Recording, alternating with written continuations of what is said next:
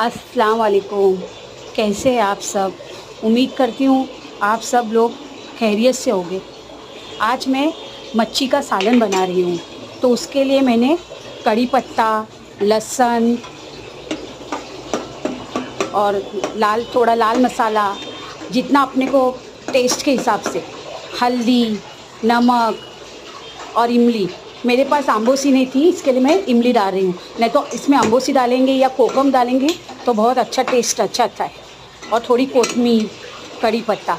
सबसे पहला मैंने तेल को गरम की और उसमें लहसुन डाली और फिर कड़ी पत्ता डाल के थोड़ा उसको बादामी कर रही हूँ। थोड़ा भूनूंगी तो फिर बाद में लाल मसाला, हल्दी, जो मैंने मसाले ली हूँ ना, वो उसमें डालूँगी, वो ऐड करूँगी। फिर वो सब मसाले अंदर डाल के फिर बाद में मैं थोड़ा पानी डालूँगी, नहीं तो जल जाएगा।